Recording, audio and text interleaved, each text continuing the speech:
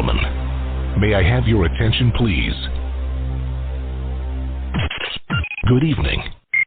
You're listening to Straight Talk with Dean and Marc. We thank you for tuning in and hope you enjoy another exciting episode of our show.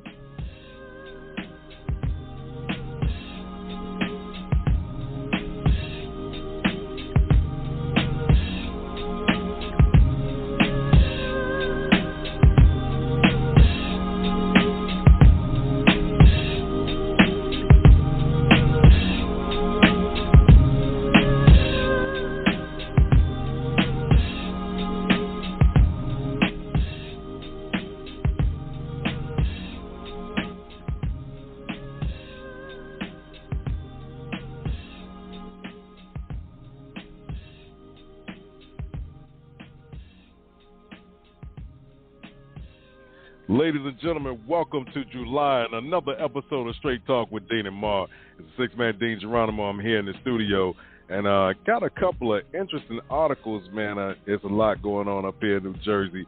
Right now, it's about 82 degrees, but it's feeling like 90, and it's storming. The rain's coming down. Roads are flooded. So it's real interesting out there right now. But I know most of you have probably heard about the situation that happened in Burlington County, New Jersey, in Mount Laurel. A New Jersey man caught on video calling neighbors racist slurs now faces additional charges. The Burlington County prosecutor, Scott Cafina, announced weapons, stalking, and drug charges against Edward C. Matthews. A white man captured on video in New Jersey calling his black neighbors racist slurs and arrested on harassment charges now faces weapons, stalking, and drug charges, prosecutors said last Thursday. It was about the 8th, something like that. Burlington County prosecutor Scott Cafina announced additional charges against Edward C. Matthews of Mount Laurel in a statement. In addition to harassment and trespass charges, Matthews now faces 2 counts of criminal mischief and charges of possession of a weapon, a sling,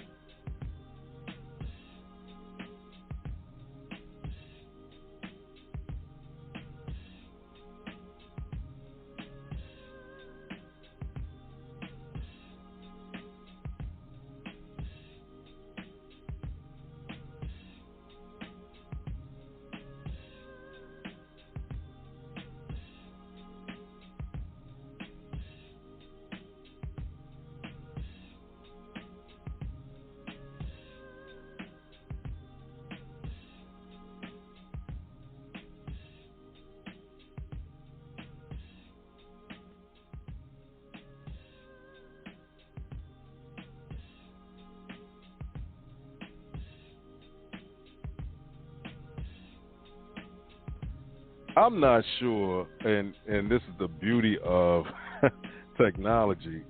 I just got knocked completely off, all right?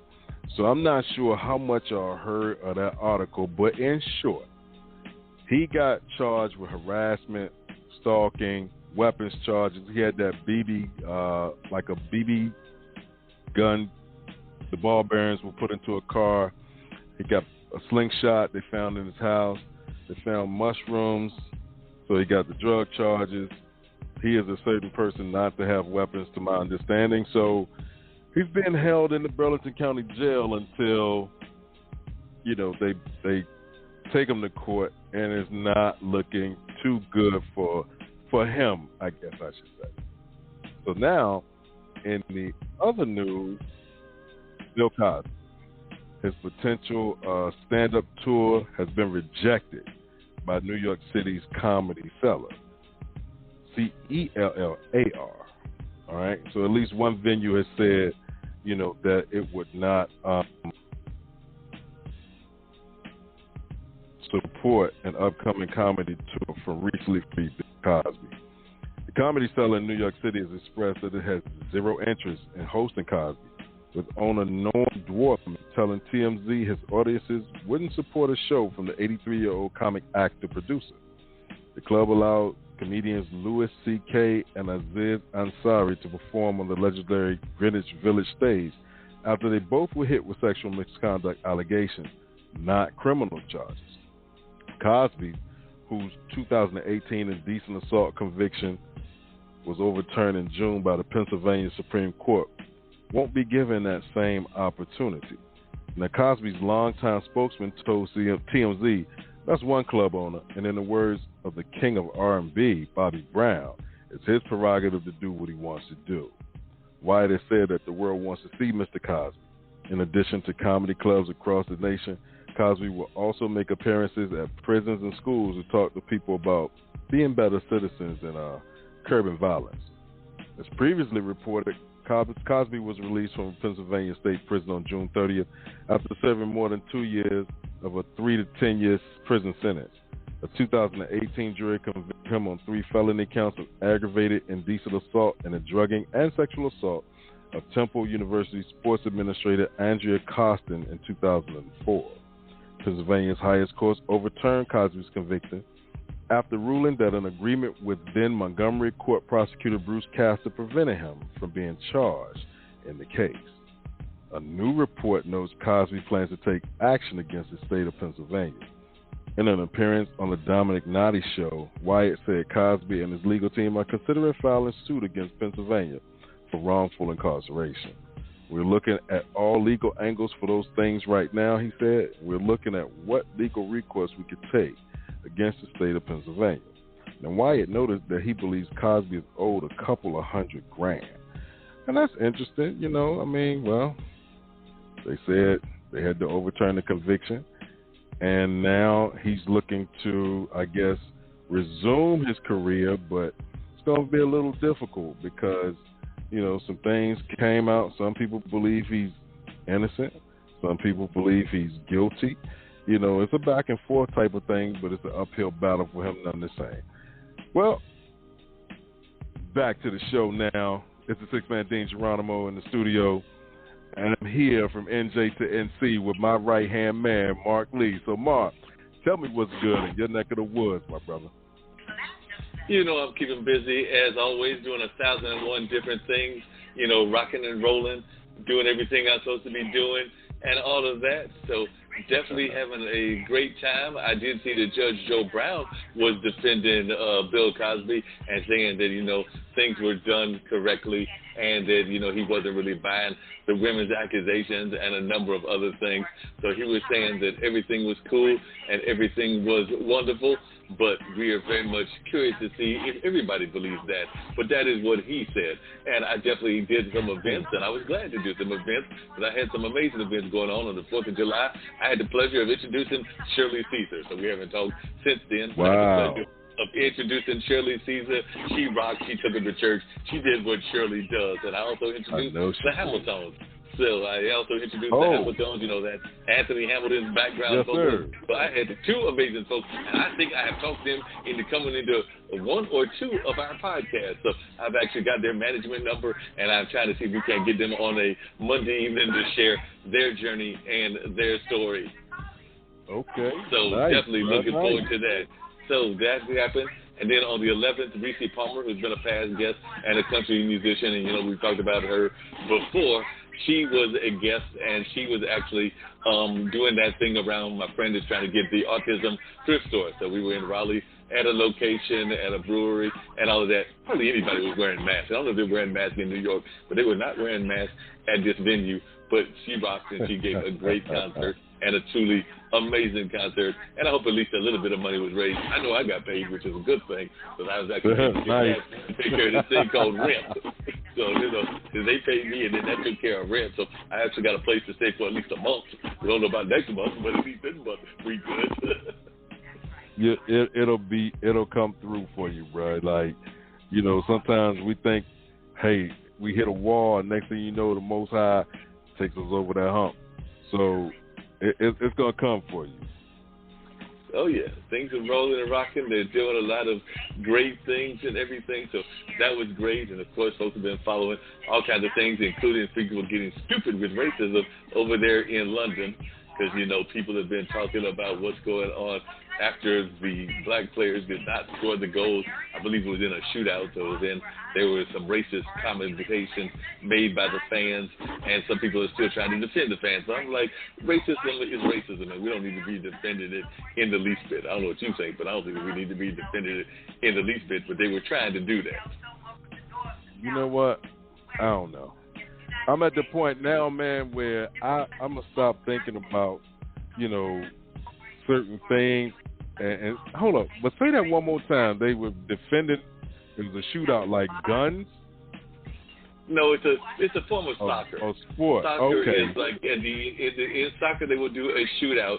So at the end of the shootout, they will do like the call, and they will do like each person I think shoots at the opposite team's soccer goal and everything. Yeah. So they had a bad tie in soccer. Right, they had a tense moment out there. Oh, they had some tense moments, and apparently they got on social media because the three players that missed shots were African or maybe English blacks, or somehow they were all black players. So the three that missed it were black players. So then they got on social media, and I think they called everything from monkeys to some other more derogatory terms and all of that. Folks are getting real brave, man. But you know what? It's going to get to a point. It's going to get to a point where these folks are going to start meeting hands and feet, man, and it's going to be, and then bring out some other utensils, and then it might be a for sure big problem. Folks got to, make sure that they get themselves together, man, because it's not looking good for them either. You say it to the wrong person, that might be your last day. They don't have a problem with doing something to you. So don't think, a lot of people have this ain't 1955 no more, you know what I mean? And no disrespect to our elders or anything like that, but they just did things in a different way. Yeah, people are going to handle things totally differently and all of that. So it's just crazy. But, people are getting bolder. I mean, they're getting bold, they're getting crazy, and they just will allow just about anything to happen. Yeah, and it's not going to look good for them because something's really going to change, man, and it's going to change, and it's going to be kind of rough. But we do have somebody at the door, So good. We like people at the door. Let's see who's at the door. Yeah, let's find out who this is right here. As soon as this thing kicks on, there we go. Thank you for coming to Straight Talk with Dean and Marc. You are now on the line. Please tell us who you are and where you're calling from. Hello. Hello? Hello, can you hear me? I can hear you. How you doing? Hey, all right. Hey, Marc, this is Fred Williams. How you doing, my man?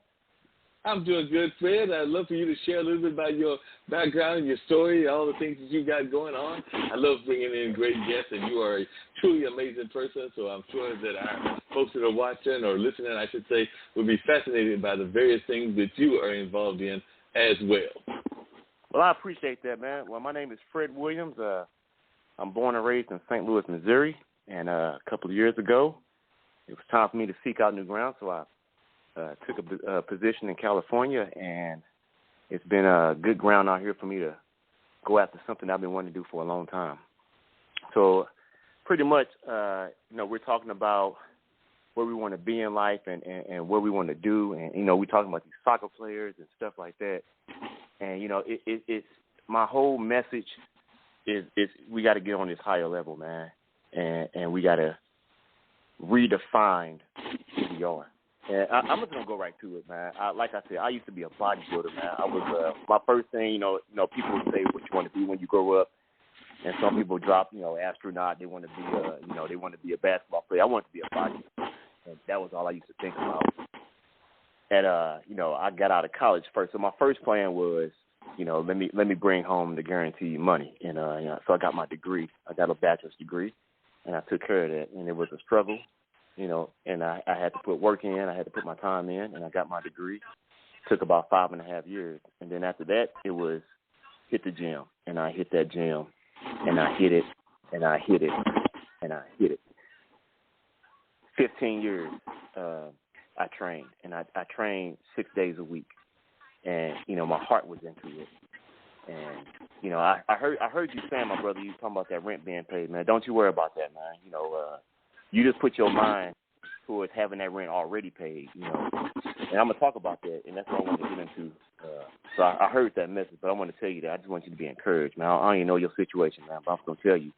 You put your mind towards having that rent paid, and it's going to come through for you already. So I call that.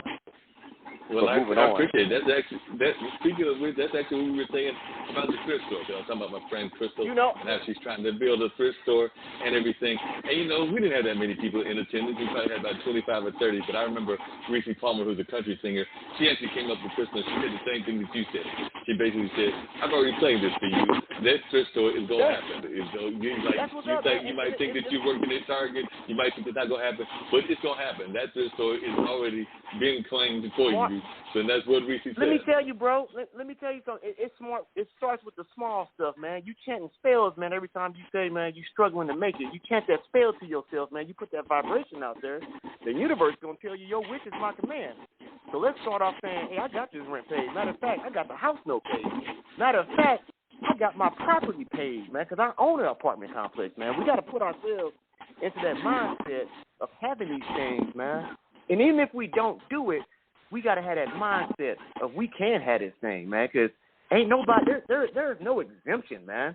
We can have this stuff, man. I don't care what people say. So, but yeah, I want to tell you that, man, because I heard you saying, like I said, you got that rent paid, bro. Don't even, dude, that's little money, man. Let's get that mindset to Mars, bro. Let's you know what I mean? Let's get a goal and let's get a vision so big we afraid of that thing, and that's where I come from, man. Cause that's how that bodybuilding was. It was bodybuilding. But let me tell you what happened with that dream, though, bro.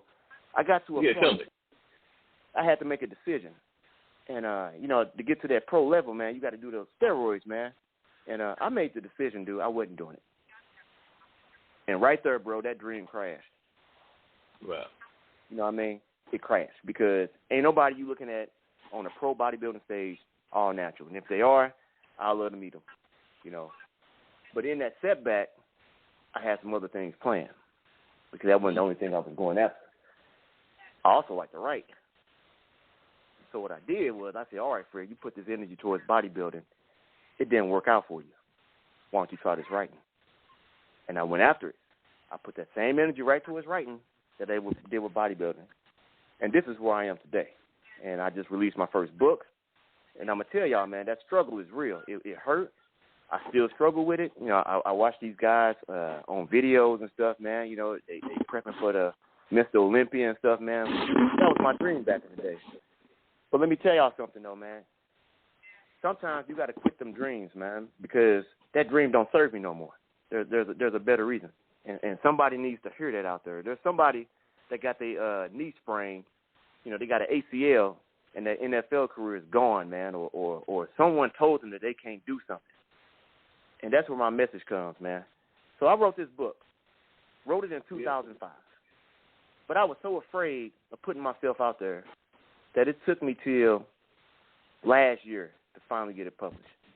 Because in my mind, a real, and this was my words, man, a real writer would get an agent. A real bodybuilder is a pro bodybuilder. So the first thing I had to do was redefine my definition of success. Well, and with that, we can't control outcomes, man. You can't control what happens to you. All you can do is prepare. All we can do is show up. And in every story you hear, every person you read about on the news, man, luck has to come into play. I don't care how they write it. I don't care how they do it. Luck came into that play. And for some people, man, you know, they experienced, matched their beliefs. They tried. They never quit. They didn't settle. They never gave up. And that opportunity came, and they was ready for it. But my message is for those people, man. What if you did try, man? What if you did give it all you have? What if you kept going? And you kept going to the point where not only was it miserable when you couldn't get to the top, but your climb to the top of that mountain was miserable, man. And to those people, I tell you, sometimes you got to quit. You got to look at goals that someone else probably gave you and say, is this belief serving me right now? Y'all feel what I'm saying? Y'all with me on that? I hear you. I'm with you on that. I am thoroughly with you. I understand what you're saying, and I agree with you, because even sometimes I have this wishful goal that I know it's an impossibility, but it kind of comes back to that mindset. I do believe in mindset. Yeah. One of the things I talk about in mindset is that, you know, I know for a fact that no human has lived to be 200. I've set this as a goal, but I said this as a goal because I figure the worst I can do is I get to 120, 125, because I want to live to a good life, and I want to live a good long life, but I still want to be functional and thinking well and doing all the things I'm doing in my late 50s now. But like I said, I set this goal. I said it probably 15, 20 years ago that I was going to try to make it to 200. Now I ain't doing nothing to make it to 200. I'm not exercising. I'm not doing the things that you're supposed to do to make it to 200. But at least in my mind, I'm telling myself every day, I'm going for 200.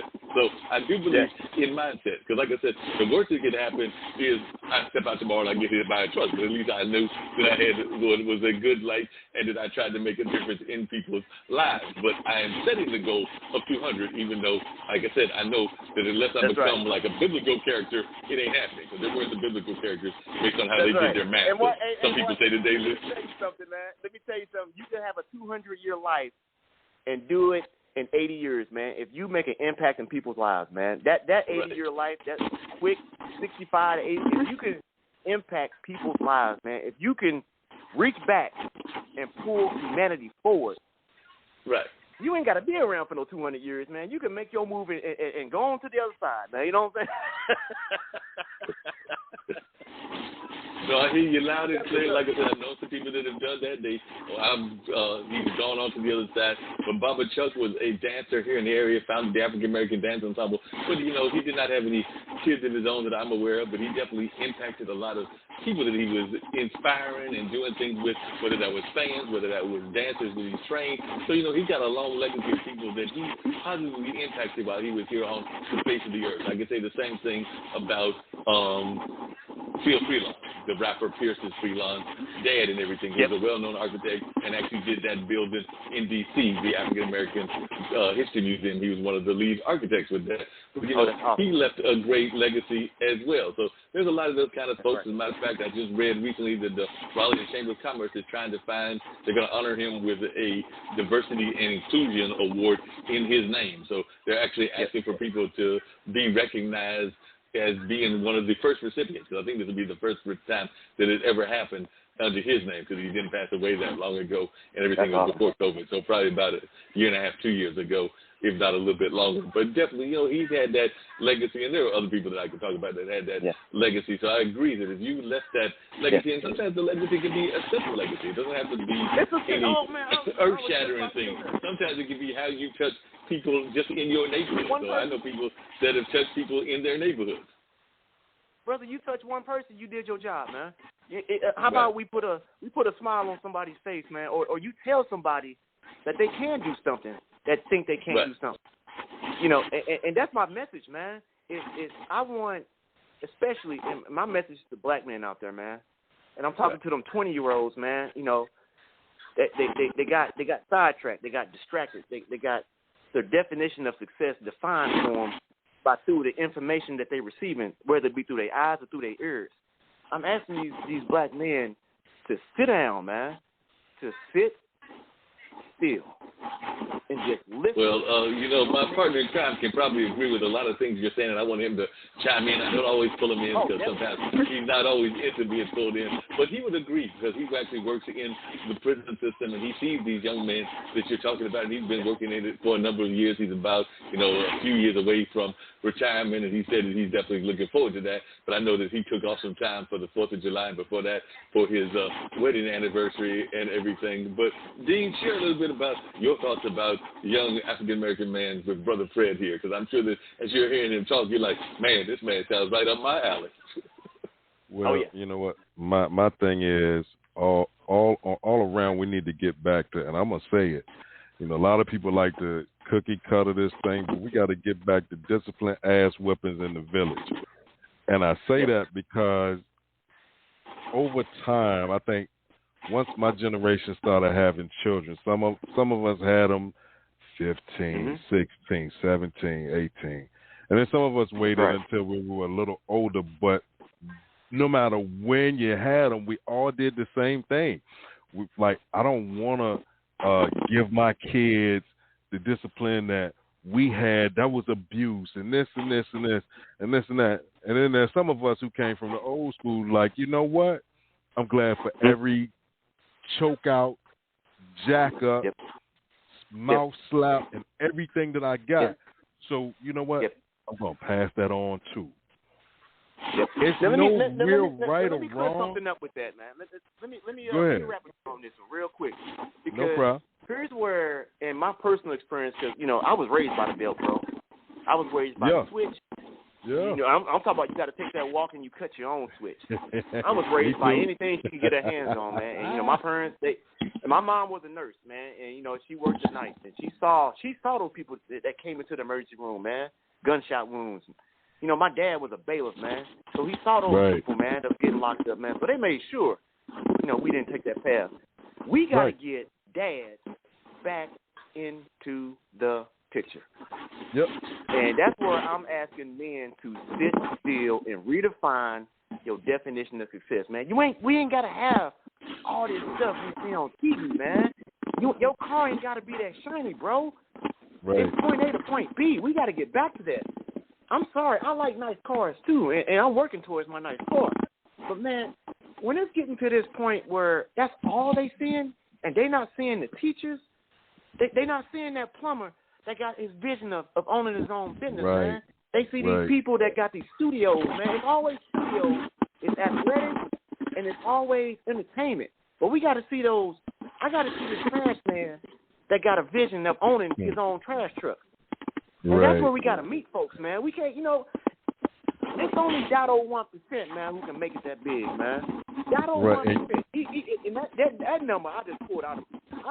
Well, I mean, you're right, but, you know, like, you don't need 6, 7 bedroom, 5 bathroom house, and you got a spouse and 1 child. Like, you know, unfortunately, some of us have always been enamored by shiny things.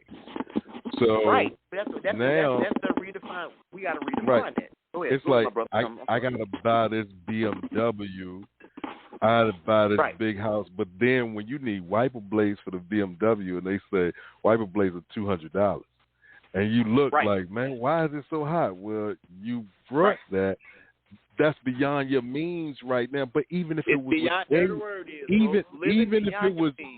even if it was within your means, so you can afford all of this stuff, but then you still forget the little stuff. So now your family member passes away.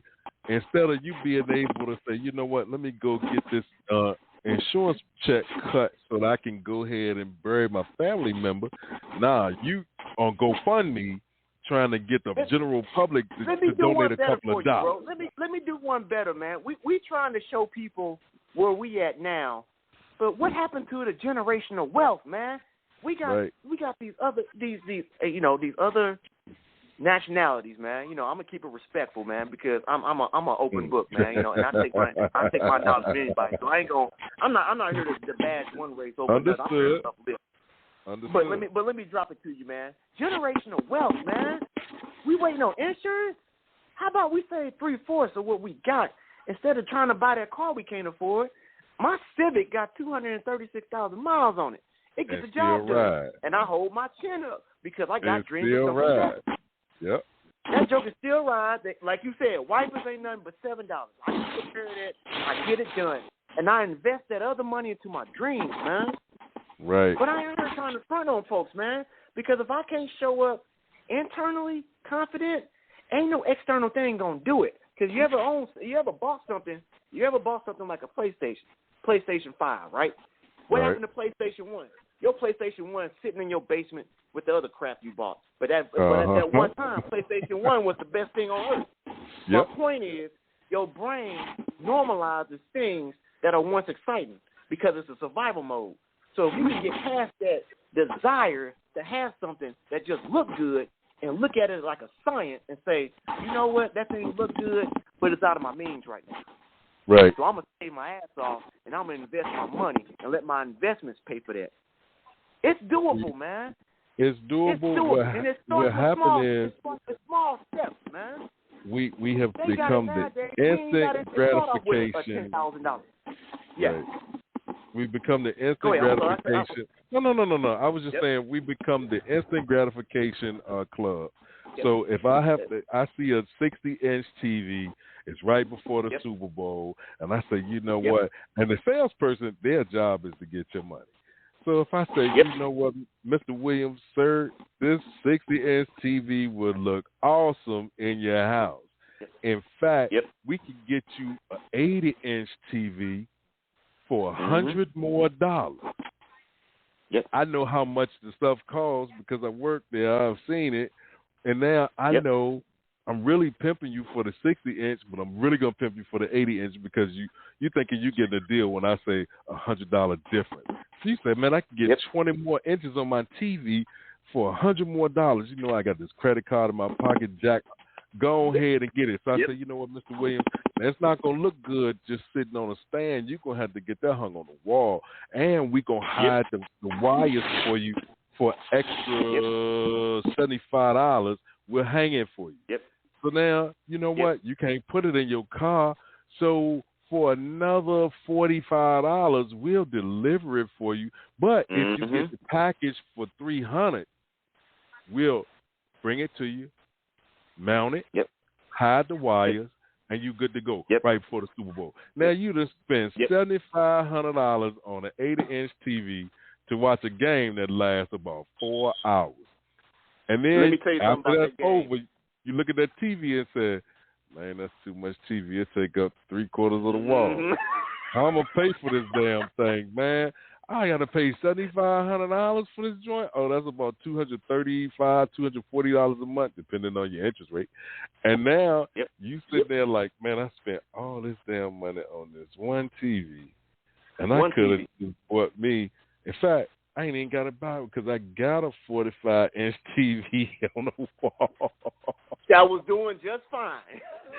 Just fine, but then you double the size of that joint and quadruple the payment, and then you're going to invite 30 people to your crib so they can watch it on this big old TV.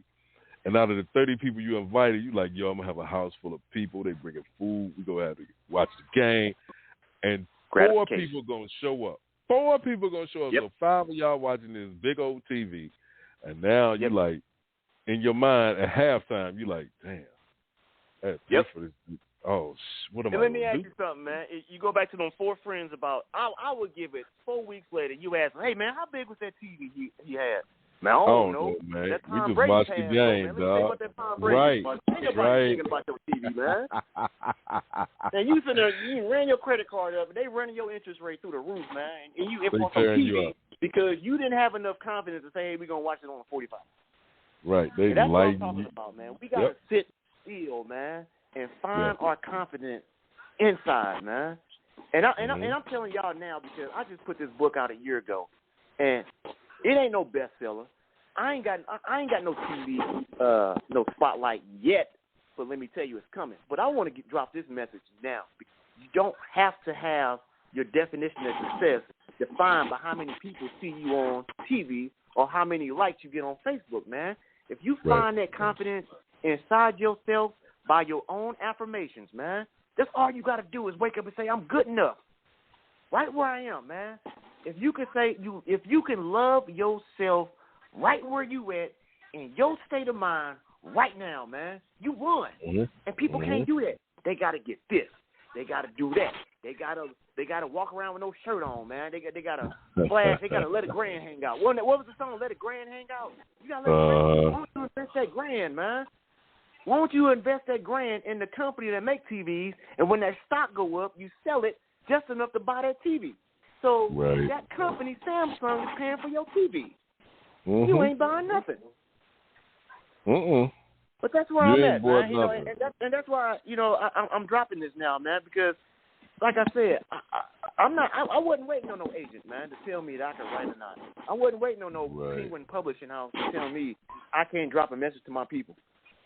So I dropped it, man, and you said it best, man. We got to get back to that village, man. We got to pull these cats to the side and quit being afraid of them and say, look, where you going? I know how your story ends, man. Yeah, man, you gotta be able to have that conversation, but there's a way you gotta approach it too, because the new young dudes, when you say, hey, young blood, come over here, let me holler at you for a second, they like either you want something from them or you want to buy something from them, and they might not be selling it. So now, you know, when you say, hey, man, you got to come off humble as hell, because if you come strong like our elders used to do, you're going to fight. You're going to have to fight, too. Because they don't mind fighting you. They like, man, I ain't even got no daddy in the house.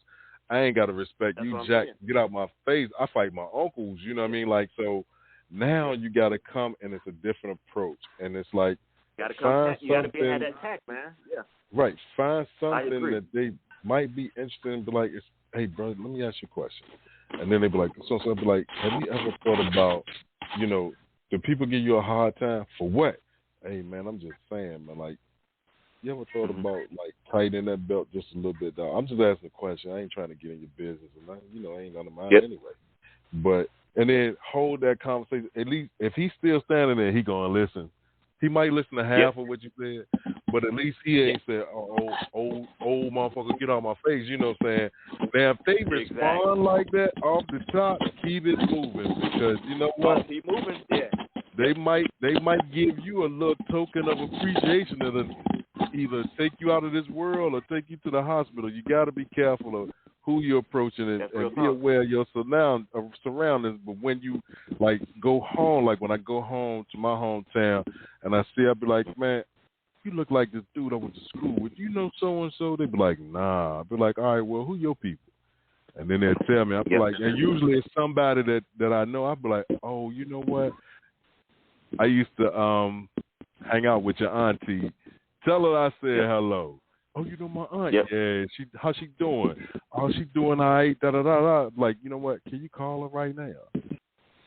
Now he gonna be like, yo, auntie, I met this dude. It might, you know what I'm saying? Now he like, oh, you know my family. Well, you must be okay a little bit. I still don't know you, old dude. Exactly. Now. It's like, all right, bro, you know what? Stay out of trouble. Hey, man, do me a favor, man. What's that? Man, pull them pants up, dog. You know what I'm saying? But, you know, and you know, you say something good. It's all about building relationships, man. Yeah. You know, we network. We network to get what we want, man. We network to find that person that can push us to that next level, or they might be connected to somebody. We got to network backwards, too, man.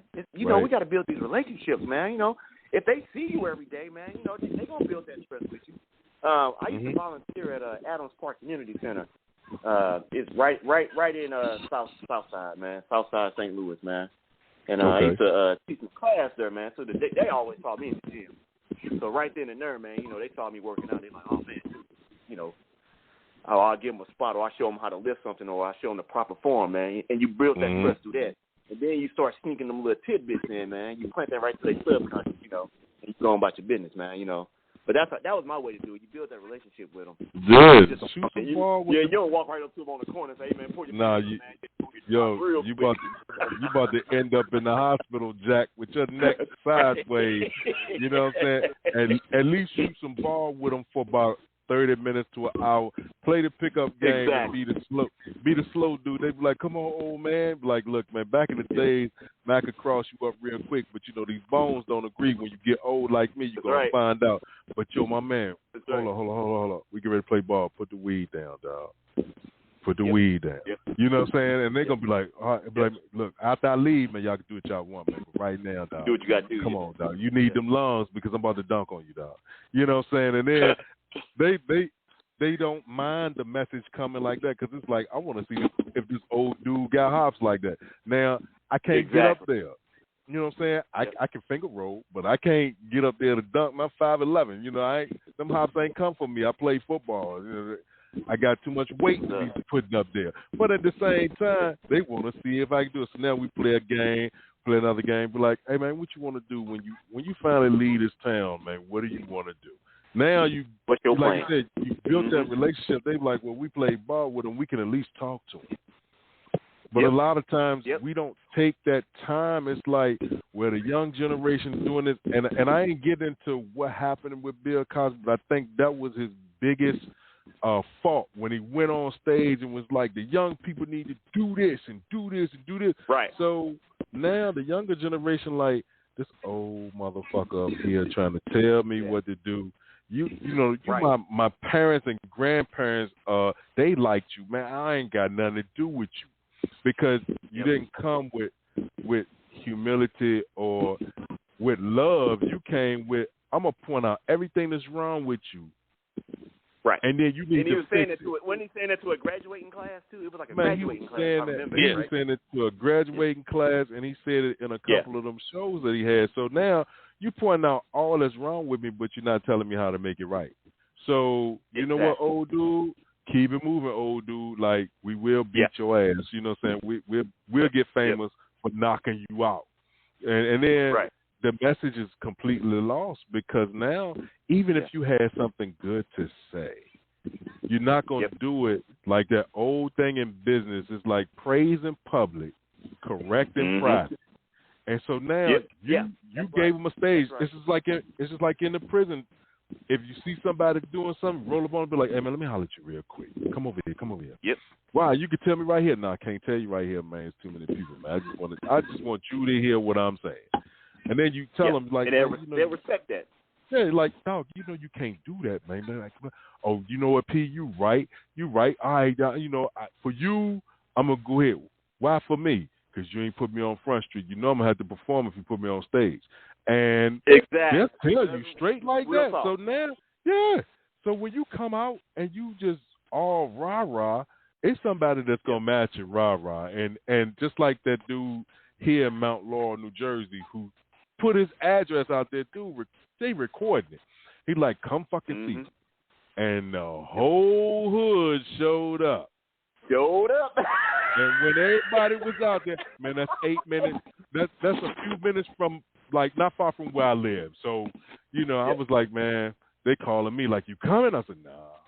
Y'all go ahead and put it on live, like man. I'm not going out like that, man. I said, it's too many people out there, and the cousins that showed up. They come in there to do one thing, and they just wait for the prime opportunity. That's why the police told him, because he had come outside at first, and the police was like, "Yo, go back in the house, man. You don't know what you got into. You might be dumber than you thought you were. Like, you gonna go you told the hood come see you. Now you trying to pride gonna make you come outside, man. Do you know they will break your neck, man? Go back in the house." So quick. Then when they finally got him out, because they realized it was starting to get dark, like, we got to get him out of here because they'll firebomb this whole block. You know what I mean? Right. And there were some people out there that were of that mindset. The majority was peaceful, which forced the rest of them to be as peaceful as they could.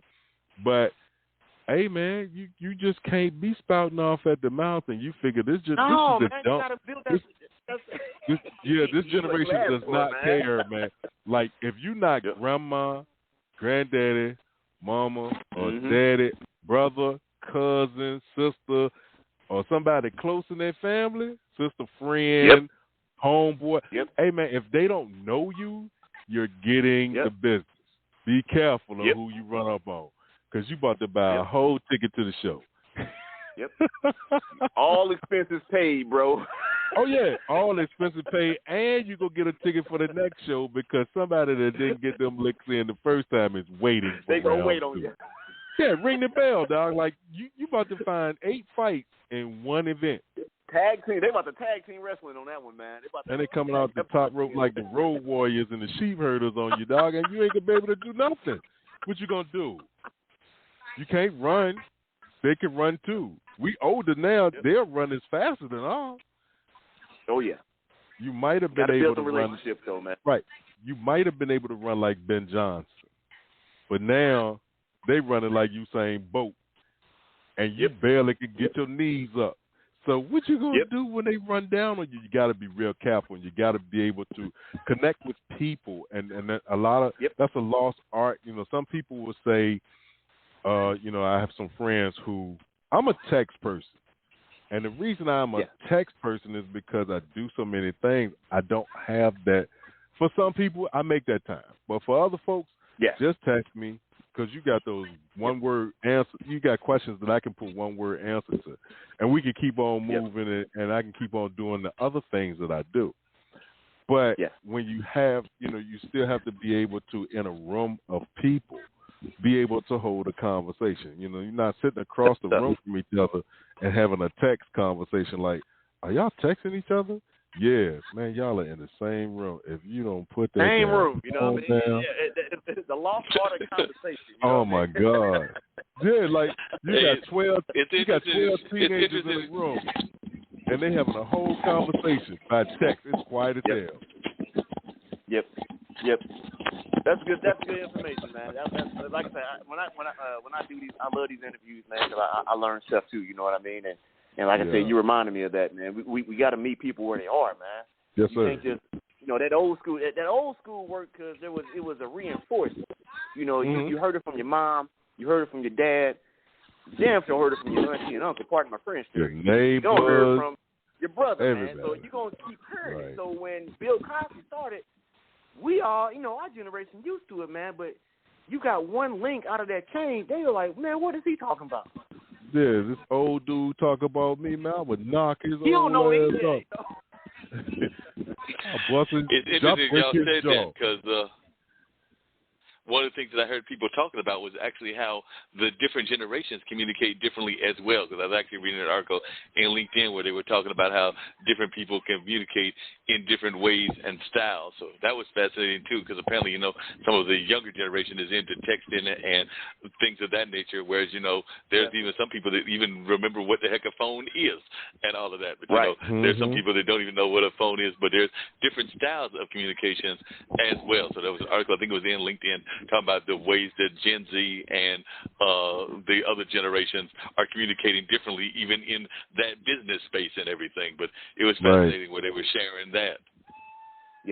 Oh yeah.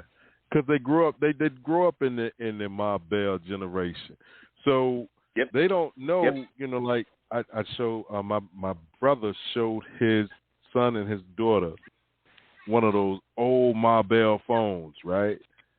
And he said, I'm not talking about with the touch, I'm talking about with the rotary jaws on it. And it's like, you know what? Can you make a phone call with this? And they were looking at it like, how in the world are we supposed to dial the numbers? They in this little whole thing, and it's plastic. So, you know, they moved it, but they didn't know to move it all the way around, let it spring back. So they looking at it like, man, what is this? So I said, man, I told my brother, I said, man, you dead ass wrong for that. He said, no, I got one better. So then he gives my nephew a cassette tape and says, hey, man, I want you to play this. And he was like, what am I supposed to do with this? Well, and it was just so funny because they had no clue. He could have given him an 8-track. No, I got one better. We used to have to change, bro. When the reel, no. He would have died on a reel-to-reel when you got to pop that thing out, switch the side, and then run the tape through there and catch that little groove, and then just feed it real slow until it get to the part where you click 2 times, boom, boom, and that thing start, because that's side B. He would have died with one of them. Like, this a movie theater reel. Nah, bro, this is music. No, that's how we listen to music. Oh, man. Yeah, it is leaps and bounds, man, from how it was to how it is now. So, yeah. But, yeah. So, Fred, tell us about the book and what made you decide to write this book. Because I know people probably watching and they're very fascinated by the book. And it sounds like we got another guest coming in as well. But I'd love to hear about the book and why you decided to write it. Again, it's a book about the whole premise is education is a matter of life and death. And we got a couple of stories here. I wrote a book in 2001, and I dropped that one. And I put this one out, and I was kind of scared to do it. And I just worked on it, and I worked on it. And this is, I mean, like I said, I wrote this 2005. So we're talking 13 years of just picking it up and setting it down. Because remember, I'm bodybuilding at the time. I pick it up and I set it down, pick it up, set it down. And at the whole premise, man, I got a principal who believes it takes a village. And he's trying to make sure his students make sure that they learned what he used to teach when he was a teacher. So we got a principal here who's kind of deranged, and he goes after his students to make sure that the investment that he made in them has paid off. So we got another character in there. Her name is Ava, who's trying to raise the world's greatest son. You know, she's a single mom. Dad's in the picture, but he's kind of not in the picture. You know, he's in there, he's not in there. But, you know, he's trying to do his hustle on the side, too. But, you know, her son is a student of this principal's, and he decides to make him his next prodigy, you know. So it's a deranged tale. And then the third story we got now, I got 3 different stories, and they all kind of intertwine because all 3 of these people have a taste of eggs at the same time. So that third character we got, his name is Lee. And Lee's kind of an off story. You know, he's a streetwise young kid, but he got a little twisted, man, when his parents, they got hit by a drunk driver. And the drunk driver got released for good behavior. And he ain't having this. So it's a good lesson about mental health and getting yourself checked out and making sure that you're okay. And, you know, I think a lot of people in African Americans, you know, they're talking about it now, but they weren't talking about it back then. You know, we got to make sure we're okay. And that just comes with talking and getting some professional help if that's available. Fred, I wanted to stop you right there. Do you think that we do enough jobs of that? Because, you know, a lot of times we get caught in stigmas about mental health, and we don't even want to go see Chubbs. We don't like to see our regular doctor, much less a psychiatrist. So definitely, I'd love to hear your thoughts about. We don't do it enough, man. We are. It's ego, man. You know, you don't want to. You know, most guys I know. It takes that one person. I don't know if you ever been in a group setting. But it takes that one brother, man, to start breaking it down and to start having a real talk about stuff. Whether it's, you know, let's talk about colonoscopies, man. And I mean, let's talk about some real uncomfortable stuff. We got to get past that. I mean, family secrets have got to go. You know, if your mom and dad know something and it's hereditary and they not talking to you, we got to ask them questions, man. You know, I found out some stuff about my family just by asking some questions, man. And I was like, you know, the buck stops here. And until it takes one person to say the buck stops here and say, you know what, I'm going to be vulnerable and say, you know what, I got my colonoscopy scheduled, man. I'm not going to wait out of fear of getting laughed at to talk about problems that's plaguing our community, man. I mean, we got to wait for Chadwick Boseman, man. Rest in peace, man. But we should have been having that conversation way before that. You know, so mental health, now let's get back to it. Yeah, I think we need to talk about how we feel. And because sometimes I wake up not feeling right, man. And it's like, I need to talk to somebody because I'm not okay. And it's okay. And let me be the person to tell you. I'm 45, man. And, you know, my life ain't right, you know. And I'm not carrying shame with that. You know, it ain't. Let's talk like animals, man. You ever see an animal do something crazy? They'll punish themselves. We punish the animal one time, and that animal go about their business. Humans are the only people, man. We do something wrong, we punish ourselves every single day for that thing, man. And we carry that guilt. And that does something to you, man. So my thing is, we need to start talking at these dinner tables, man. We get together, we talk about sports, we talk about gossip, man. We talk about the neighbors. We need to talk about ourselves and just say something, man. Like, yeah, dude, when I go to the restroom, it ain't right. And spark that conversation, even if they do laugh. Yeah, dude, you 30 and you black, you need to start getting your stuff checked out. Go see that doctor, you know. It's about being the first person to not be ashamed of having that hard conversation. Instead of waiting till somebody's sitting in the cab and talking about, man, I wish I'd have told them that stuff ran in the family, or waiting until it's too late. That even go with what's the saying I love you, man. How many brothers do you know say I love you to their friends? And what's the problem with saying I love you to your friends?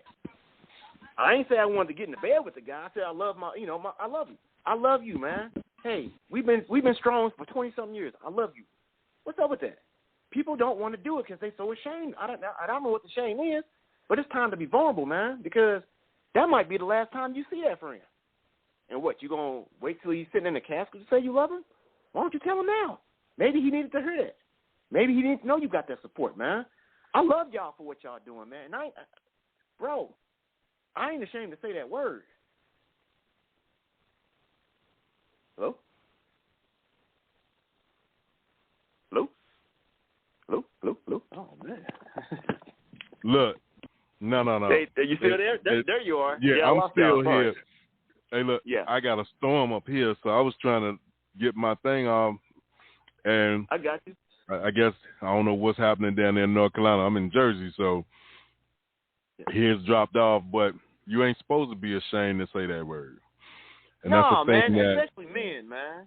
You know what? But that's the thing that most brothers don't say until after you gotta start saying it, man. their homeboys are gone. And then it's like, man, I love that dude, but you ain't telling that. Right. Because everybody's too busy trying to be hard rock.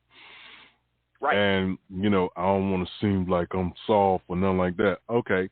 But that's why your relationships are failing too until you have a girl. And you have a girl, and then it's like you start getting it, some of us do. And you realize that it's all right. Growing up in my house, I grew up, it was three boys. I'm the oldest of three. My brothers are twins. So, but my dad never walked around like he was quiet. He was funny. And he is funny. He's still alive. He's 83 years old. You know what I'm saying? And he still will break out and do something crazy, and we'll bust out laughing like it just happened. And it's all right. When I became a parent, I was like, it's all right to be stupid. In fact, I'm like that. I'm like that a lot of times, like when I talk to people and they say, you know what, you ever thought about doing comedy? And I was like, no, you can't give me a microphone because I'm not scripting nothing. All my stuff is spontaneous. So now if I can make you laugh in the middle of our conversation, then, I've done what I was supposed to do. I can't remember these. I got to remember these jokes and how to go. I'm not good with that. There's some people who are awesome at it. It wouldn't be me. Because I'm the person that come in the room not knowing a damn soul and be like, hey, y'all, I'm like this 25 hours a day, 8 days a week, 366 days out of the year. How y'all doing? They looking at me like trying to calculate like, it ain't but 25. I know y'all trying to think. I know you're trying to think. But what I'm trying to get you to do is just be silly for one moment. You know what I mean? Like, take your cool off, man. Why you look like you got your zipper where you can read the YKK that's on that joint from the middle of your chest? Take some of the toughness off, dog. We just chilling right now. You ain't got to be. You act like you in the lineup at the prison. You just coming in intake. Nah, you ain't got to do that right now, bruh. That's what's up, man. You know what I'm saying? Ain't nobody gonna steal your beer, dog. I got one too. In fact, I'll go get you another one if you finish. But we sit there and we focus so much of trying to look. Even and it's not just men, it's women too. Go to a meeting. And before the meeting started, everybody looked like they had a funeral. just sitting around all uptight, and we should be prim and proper, and we should be able to do this, and we should have some decorum. Oh no, we're gonna act like straight fools. Hell, I'm the president. Watch this. Meeting has been called to order. Boom, we get to the business. We do everything we got to do. Are there any objections? Is there any further business? Okay, if there's no further business to discuss, the meeting is adjourned. As soon as I hit the gavel, we go back to being stupid. Because I need you to be comfortable in the space that you're in. If you're not comfortable in the space that you're in, then you may have had a great idea, but because you're not comfortable, like you said, knowing who you are and being confident within yourself, it might get bullet holes shot in it, but at least I'm going to present it to you. I'm going to put it on out there and see what happens, man. I did read this book, man. I'm going to put it on out there and see what happens. That's right. That's what you're supposed to do. Not, I'm going to write another one. You know, I'm going to go at this, man. And when it's time for me to try something else, I'm going to try something else. But you brought up a good point, man. It all stems from us trying to get that validation, man. This dude going to take me serious, man, because I'm serious. Bro, you ain't got to be serious for me to take you serious. I'm going to respect your ground because I respect my ground. And when we get to that point, again, when our affirmations come from inside and not from the outside, black folks ain't going to be the number one consumers of everything because we ain't got nothing to prove to nobody no more, man. But you know what? I saw a meme and it said, you know, certain people buy houses, other people buy land, other people buy businesses. What do black people buy? And I responded, I said, whatever they selling. Yep. Because, you know, and we look, if you look back at Black Wall Street, man, they did a whole lot. Remember that? And they had to fight the others on a higher scale than we ever fought. Yep. Those who didn't want them there, but they had businesses and they had with limited education. Some had education, but not all. But they still had a trade or a business or something where they were self-sustaining. That's right. Meanwhile, we celebrating over a $3,500 stimulus check like they dropped us $1 million. And what did most of us do with that stimulus check? Went out there and bought some more dumb stuff and just gave it right back. And if you think about it, it ain't nothing but a loan because we're going to pay that right on back, man. Oh, yeah. Don't tell me you ain't paying no taxes on stuff, man. That ain't nothing but a loan, man. They're going to get it back. So that's where I'm at with that one, man. And that's why I wanted to talk. I love talking about my book. You know, I can get into my characters, man, but there has to be a bigger message going out there. And people, and I think black men need to hear this message, man, and they have to start. It all starts with them sitting there and accepting themselves right where they at and say, you know what, I love myself right here. Now, am I going to stay here? No, I ain't staying here, not at all. But right where I'm at right now, I love myself. Because if they can love themselves in that spot, they can love themselves when they're successful. And if you ever notice, man, and that's where, you know, that consumerism starts coming in. You trying to buy. Why are you buying so much, man? You got to invest. So that's where it's at, man. And like I said, my website is fredcreates.com because I believe we all create. We ain't got to buy nothing. We can create. We can make most of. Have you heard of the engineers and the contributors to science and technology, man? Lewis Latimer, man. He made that light bulb last. You sure did. You know, he did that thing, man. Benjamin Banneker, man, reproduced the plans for that city from his mind, man. Don't tell me we can't do it. It's there. But we got to put it to action, man. And being able to being able to know who, you know, and in this age it's kind of sad because we had to use the Dewey Decimal System to find all this stuff. They can do a straight Google search and find out about Garrett Morgan and George Washington Carver, Elijah McCoy, Granville Woods, Patricia Bath, Otis Boykin, you know, Thomas Jennings, Sarah Boone, Murray McLeod, Jan Masterliger, you know, right, Percy Julian, you know, Dr. Charles Drew, and all of these folks, man, that you could just click on the daggone thing and say, you know what, I'm going to learn about these folks right here. Yep. And just being able to, you know, get it done. You can get it done. Yeah, and learn that, and learn not only about them, but learn what they had to go through to get to where they got. Right. And if you think people are crazy now that was trying to bring them down, imagine what they went through when they didn't have no walls. Right. And it was legal. Man. You know what? A couple of things I would say on the line if they wanted to get a quick lesson. If they watched Lovecraft Country, it was the one episode which actually, like, they were there when Tulsa burned to the ground. You know what I'm saying? Yep.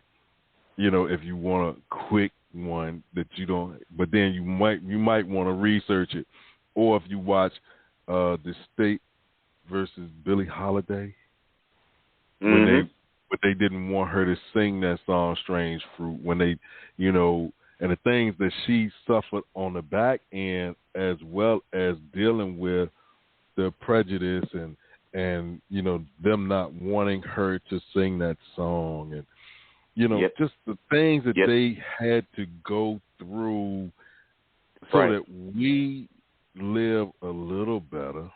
There's still some things that we still gotta, you know, and call out racism and ignorance and injustice when it happens. But then there's a way to do it. You know, you can't go to Facebook and complain. You might need to go to the police department. If the police officers are not trying to help you, then find your county prosecutor. And if they're not trying to help you, call the Justice Department. Justice Department ain't got no friends. They coming in straight like that because they're like, damn, now y'all called us. We coming in, we either going to clean house or we going to, you know, something's getting ready to happen. But we give up too easy. It's like, well, they don't like me because I'm black. Well, shit, you ain't got to like me. I ain't come here for likes. I came for a paycheck. Man, that's my line. You can't take my line, man. That's my trademark. I'm putting that on the T-shirt. you do not have to like me, but you got to make that playing field level because I'm going to compete. Right. And if I ain't inviting none of y'all to my house. Wounds, man. I ain't inviting nobody to my house. We not going to, like, you know, like the new school said, I ain't breaking bread with you. I eat lunch by myself. Why you do that? Because I trust me. I don't know you well enough to trust you, and I ain't really trying to find out because if I become your supervisor, if we're friends, then you're going to call it a conflict of interest when I have to correct you or guide you in a way you don't want to go. You know, trying to help you to get better. As long as we on the same level and we doing the same thing, everything is going to be cool. But as soon as one of us moves up, the other one's going to feel some type of way because we let jealousy get in the way. Yep. You know what I'm saying? Brother, man, let me ask you some questions, man. And I always do this on these interviews, man. I got to ask, what you reading? What do I read? What you reading, man? Right now, nothing. and I say that because I've been so busy, you know, working in these community service organizations. We've been giving stuff out, giving stuff away. But one book I do have is called Seeds of Time. I had the pleasure of meeting Bobby Seale and sitting beside him at our state conference of the NAACP had the convention, and my branch president at the time put on the events, like the speakers with the keynote speakers and all that stuff. She said, "You sit right here." I was like, "Okay." And so then when he came in and sat down, I was like, in my mind, I'm like, man, I'm sitting beside history, like, for real. Like, this is, this Bobby Seale, like, this the real Bobby Seale. Like, okay. It ain't started yet. Hey, man, you mind if I ask you a couple of questions? And he was like, I don't mind. What's up? What's on your mind? And then we just started talking. And just being able to have that conversation with him. I'm like, in my mind, I'm still like, this man, where Huey Newton was responsible for starting some things that other folks stole from them and called it the school lunch program. the neighborhood watch, all these little things. And I'm like, because I grew up, I guess, in my parents were 35 years older than I was when they were 35 when I was born. So we were forced to learn these things. My mother was an English teacher, so a long time ago, I was forced to read, and I would say forced because I really didn't want to read it. But Uncle Tom's Cabin, and she said, by the time you finish this, you'll understand. One day, somebody's going to call you that looks just like you. They're going to call you Uncle Tom. Mm-hmm. But you're going to know that, and they're not going to realize they're actually giving you a compliment. Exactly. And they don't know it. They think they're being, oh, you old Uncle Tom. And you're going to say, appreciate it. I thank you for recognizing greatness. You know what I mean? Yep. And being able to, another book that I'm reading, and this book is, a lot of us ain't trying to touch this book, Robert's Rules of Order. Oh, yeah. Oh, you. So now, right there, man. when you go into a meeting and, sitting there and they like voting on minutes and voting on this report and the gifts, I'm like, point of order. You know what? It doesn't need to be voted on. It was sent out before the meeting. You asked were there any changes or corrections. Being none, the minutes are approved. Oh, you think you know everything. I said, no, I'm trying to help us get out of here. We start the meeting at 8. We should be finished by 9, not 10:30, 11 o'clock. And you gave everybody a chance to speak. Half of them didn't turn in a report. You don't turn in a report, you don't report. Robert's Rules is 600 and some pages. It's clear. It's old as dirt, but it's been revised 12 times. And this is wow, I didn't know it had been revised that many times. Yeah, and this is what folks who run efficient meetings, regardless of race, color, creed, nationality, sexual orientation, none of that matters. When the gavel sounds, if you run a meeting according to Robert's Rules of Order, we call it Robert's Rules of Order, newly revised, 12th edition. So some people say RONR. But if you run a meeting according to Robert's Rules, number one, the members of your group going to be happy as a mug because they're going to say, we finished? Yeah, we finished. We're not doing a 3-hour meeting. Like, you're not going to take 4 bathroom breaks and come back and we still in the middle of the agenda. Still meeting. We're going to get through this agenda like we running a race. But we're going to get the productive business done. And it gets to the point. Yeah. Right. We're going to get it done. And then the other book I have, I just finished it. My fraternal brother, he has since passed. Brother James S. Avery had a book called Others Thought I Could Lead. And he worked for ESO for a number of years before retiring. And he is the 28th Grand Bosselist of the Omega Psi Phi Fraternity Incorporated. And he was up here in New Jersey having, coming to the fraternity through the Omicron Chi chapter up in Plainfield. But before he passed, I was blessed to have made his friendship.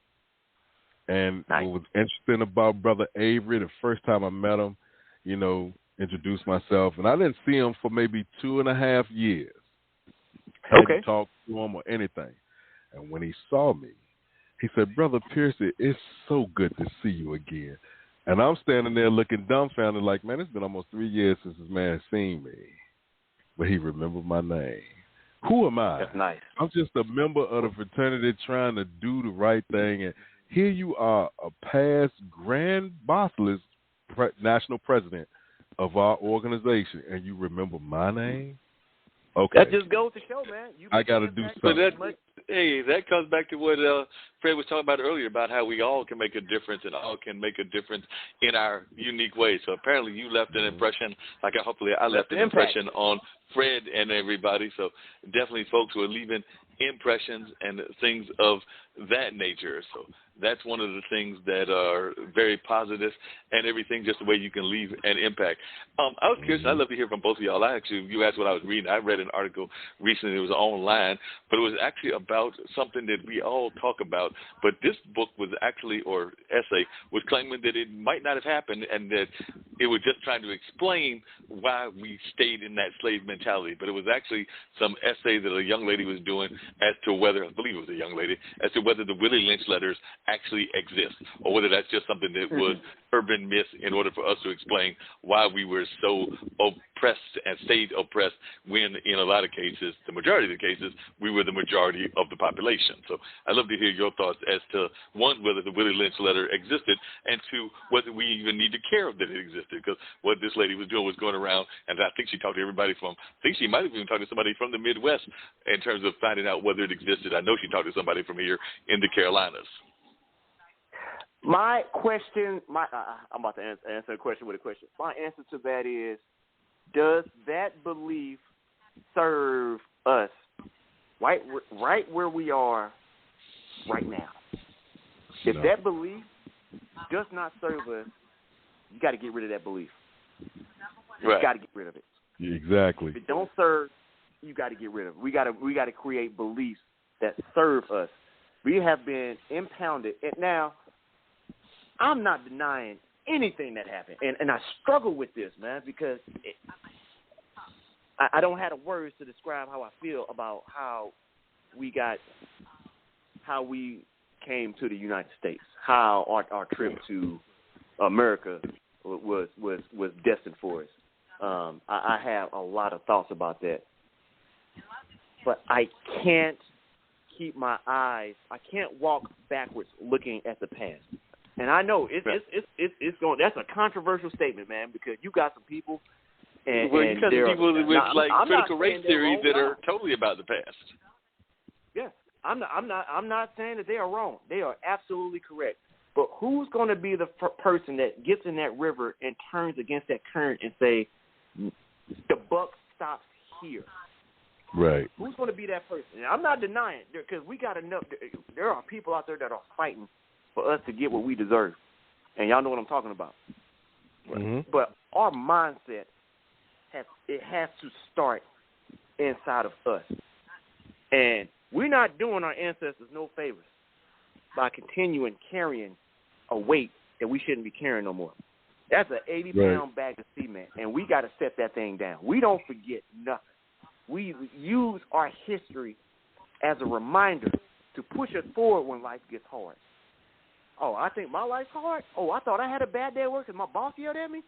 Let me try what my ancestors went through and get myself reset and get ready to go take this other day on. Mm-hmm. But it's a tough conversation to have nowadays because you get names thrown at you and you get these accusations thrown at you. But we have to honor our ancestors. We have to honor the fight they had. We have to honor every person that came before us that got us to this point. Yep. But the first thing we got to do is, if our beliefs about ourselves won't change, we got to stop right there and get rid of those beliefs. And I don't care who gave them to us. If they don't serve us, they got to go. No, I agree with you, and I hear where you're coming from and everything. And go ahead, it's a hard thing to do nowadays. The social media, man, they ready to fire something at you. And I wish all these people that's on social media and on Facebook writing these lengthy diatribes and lengthy comments, if they would stop and write a book and put that message out. No, but they spend their time arguing with people whose mind made up. I'm not a victim. Mm-hmm. I am not a victim. I'm going to do the best I can with the tools I got. And I'm going to sharpen my tools. And I'm a black man, and I'm saying that. Right. And I'm saying that to somebody out there that's ready to quit. Don't you quit.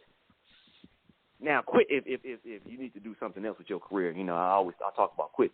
But I'm talking about don't you get up without a reason to get up. Because we are in a spot, man.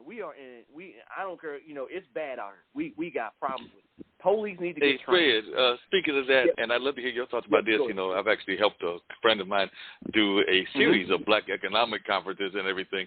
And so he's oftentimes talking to our business leaders. And, you know, COVID really hit us with a devastation and everything, even compared to our white counterparts and our Latin counterparts and a number of other counterparts. I'd love to know your thoughts about where we are as a people economically, because I know that there are people like George Frazier and others that would like us to actually spend more money in our community, and we're not doing a great job of that. But I'd love to hear your thoughts as to where we are and what we can do better. My thoughts on COVID was it an opportunity? Was there an opportunity for us to sit down and say, am I happy where I am right now in life? Right. We had to sit. We couldn't go nowhere. Couldn't go to the movies. Can't go to the bars. Can't go to the casino. Can't go to the club. We had to sit. Now, what did we do at that time? Did we sit and think? Did we sit and think, first off? Did we sit still and think, or were we entertained? So let's get to the answer to your question. Yes, we need to support black-owned businesses. Have to at this point. Black-owned businesses need to bring a product that is top-notch. Right. Superior service. I'm making grandstands here. I mean, we got to be on. We got to be on point. That's your business, man. And we have to. That passion has to be there. It has to. If you're doing something without passion, then why? Find that thing that you get up for, you know? Right. And that thing you get up for when it's easy, it's gonna be the thing you get up for when it's hard, no? Right. But yes, I think COVID did hit black businesses really hard. But I also think there's an opportunity. I think some people use that time to reinvent themselves. So like, I don't want to go back to that company. I want to do this. And I'm going to carve a path out to do this. Yeah. So, the other thing that we saw a lot of people do was... I'm sorry, go ahead. No, I was going to say, well, the other thing that we saw with regards to that, but I did want to hear your thoughts on black business, is a lot of people getting involved in the gig economy. Like, I've got a number of friends of mine that started driving DoorDash and, Grubhub and a number of other things, but I've got some friends of mine in the business community that consider those almost like hustle jobs or jobs that don't really have a end game, because apparently in a lot of our jobs, we don't really hire people. They're kind of like solopreneur jobs, and they're jobs that we are struggling to make it, and we're not thinking about generational wealth and passing the business from generation to generation. So I'd love to hear your thoughts about that as well, because definitely we are seeing a lot of conversation around, are we even building a sustainable business model? I heard y'all earlier talking about the Black Wall Street. That was definitely a model where we had a lot of different types of businesses, everything from theaters to bookstores to restaurants to a number of other type of businesses, and they were all in our community. Now, I've heard some people say that we can't recreate that, and I've also heard some people say we shouldn't recreate that. But I actually argue that we should go ahead and build things in our community and everything along those lines. But I'd love to know your thoughts, Fred. I'm gonna go long on this one. I'm gonna use a metaphor, man. Y'all ever seen a hummingbird? You ever seen a hummingbird go after the nectar? That hummingbird is happy. Right. But while he's getting that nectar, he don't even realize the impact that he's making. So to that person that's Ubering, if that's the thing that makes him as happy as a hummingbird, what if that person that gets into that car, he has a message for that person, and that person go out and does something? So, if that Uber is a hustle, it is a hustle while he's going to college to do something else, right, then I say go ahead and do it. But if that Uber is a way for someone to shut that brain down, oh man, I got my job, man, I got my car, got my apartment, man, I'm good. We got a problem. Now, I'm gonna go two different directions with that, because good needs to be good enough. We got a problem in our community, and it's eating us from the inside of status. Entertainers, football players, right, certain comedians, movie stars. They are not the end all be all. I don't know who's the lady that the billionaire that and God rest her soul. She Kate Spade, billionaire, and she committed suicide.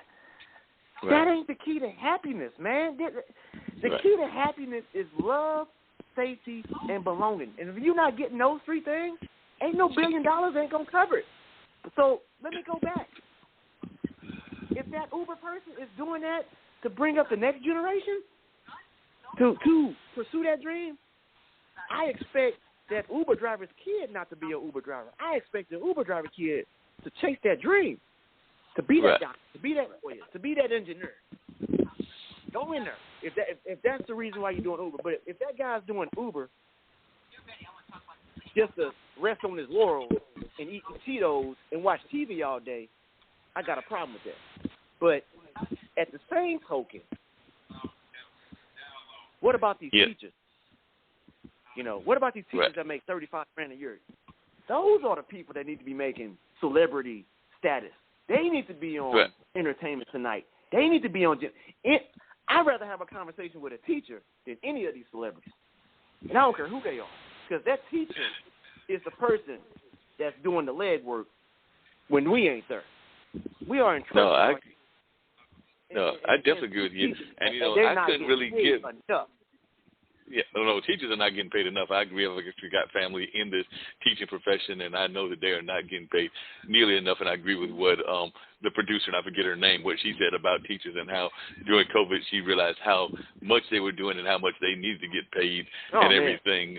So I definitely agree with Shonda Rhimes, I believe it was, that made that quote. So I definitely agree with what she had to say about teachers. But, you know, I'm still trying to understand, and I mentioned this to Dean a couple of weeks ago, why folks were getting excited about billionaires going up into space, dropping $250,000 for basically an over-gratified or an over-grandized, that's a better way of describing it, joyride. Because like I said, they went up, they didn't even quite go all the way into space. They just barely cracked into the edge of space, got to be weightless for about 3 to 5 minutes, you know, unbuckled their seats, and then came flying back rapidly back to society. But, you know, I can think of things that could be done in society with that $250,000 that those people dropped on that flight that could have a much greater impact. And we can think about housing, we can think about food, we can think about a number of other things that I think it was like I watched it when it came back in on TV and everything, and I want to say it was like maybe 6 folks on the flight. So 6 times 250,000 is a couple of million. Like it comes out to like I think $1.5 million. So I don't know about you, but I think that we can do a whole lot in terms of education, in terms of poverty, in terms of housing, and a number of other issues with $1.5 million. What do you think, Chris? What do you think, Dean? Let me tell you where I stand right on that. You said it best, man. I do not want to see, and I mean, pardon me for putting her name in my mouth. I don't want to see Kim Kardashian go to space. It just turns me off. It's a toy for the rich. I get to go to space, and because rich people always try to go to spaces that nobody else can go to, and I am all for science. Trust me. We can talk about black holes all day long. We can talk about Mars. We can talk about it. And I believe for the pursuit of science, you know, we need to get into those science, technology, engineering, and math courses. We need to get in there. Right. But for fabricating something for a toy for the rich, I'm with you. We need to fix this planet before we start having fun in space. And but here's my challenge. I'm not depending on them to do it. I'm depending on us to do it. And this is where we stop feeding into the frenzy. I've mentioned books for a reason because I'm challenging people, man. Let's turn that TV off. And before I even go with the challenge, I already did it. 2008, y'all remember that analog signal and it went away to digital? You had to get that little converter box. Right.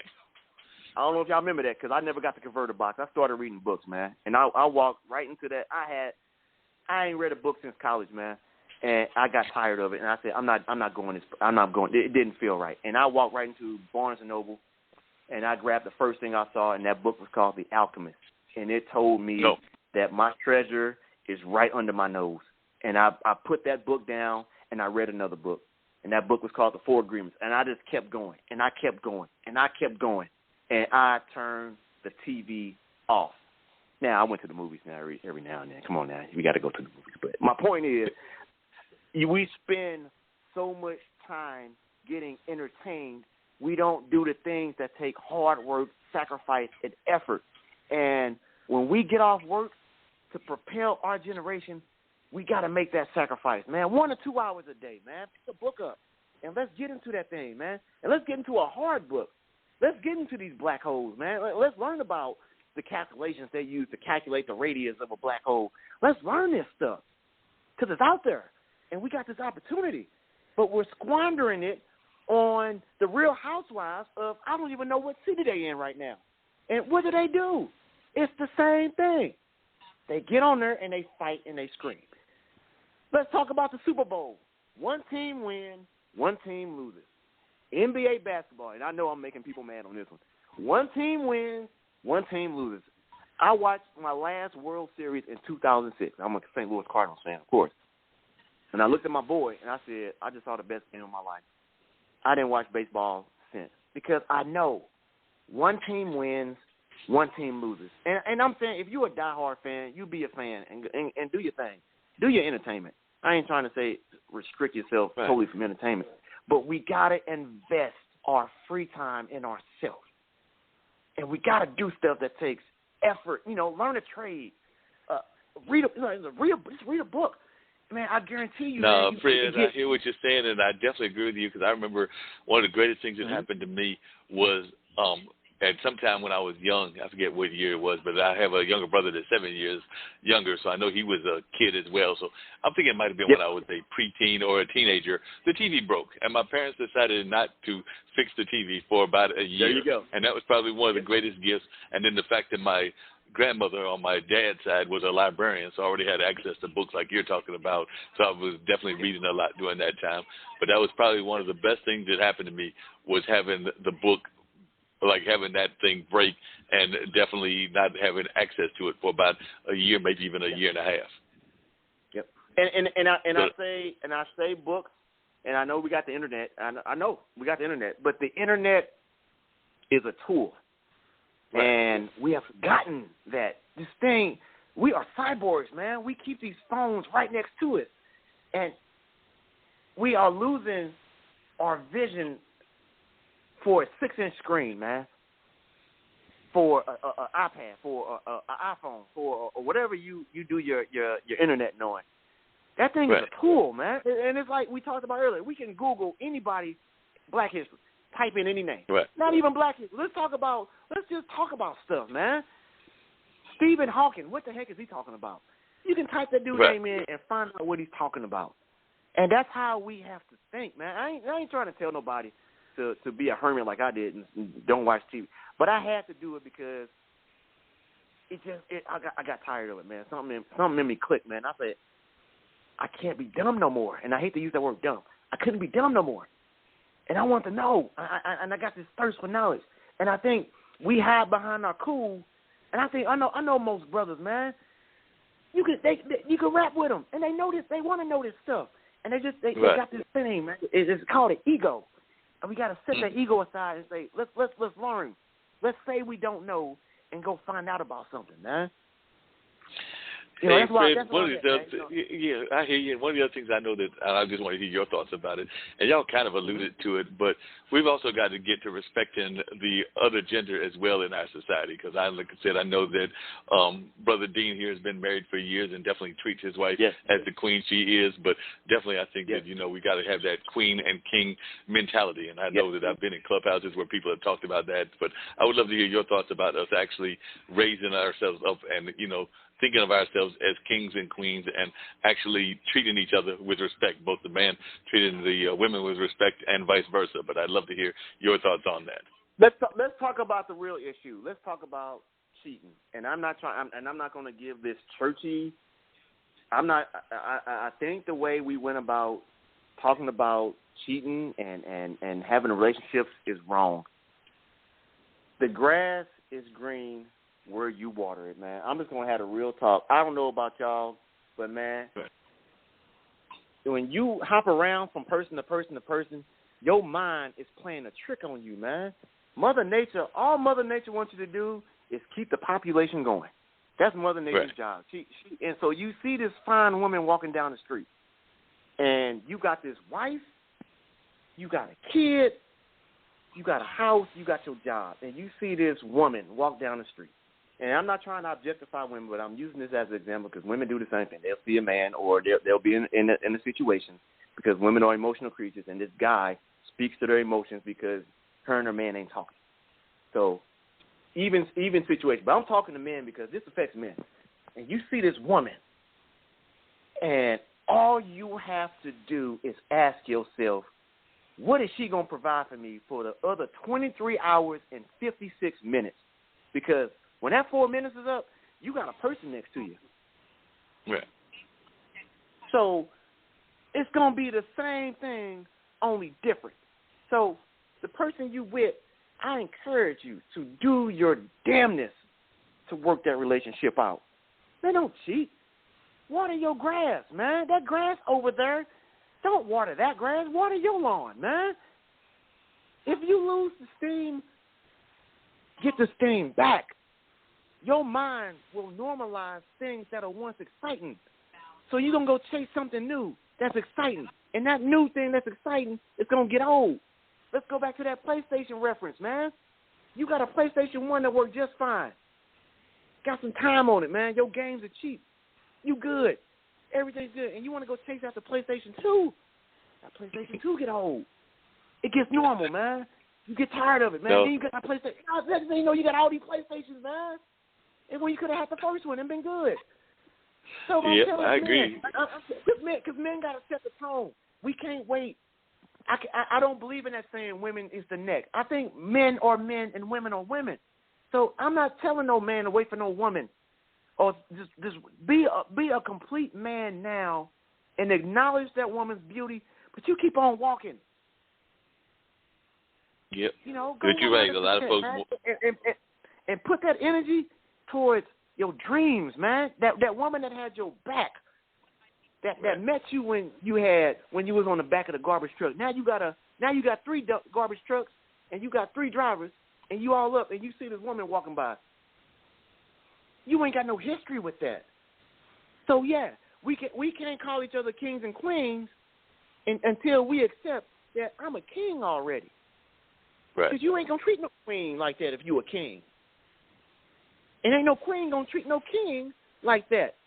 And I'm sorry, I get a cup of coffee every morning. I open my girlfriend's doors. She knows I get them doors. She don't get doors. And I don't care what they say about. I'm old school.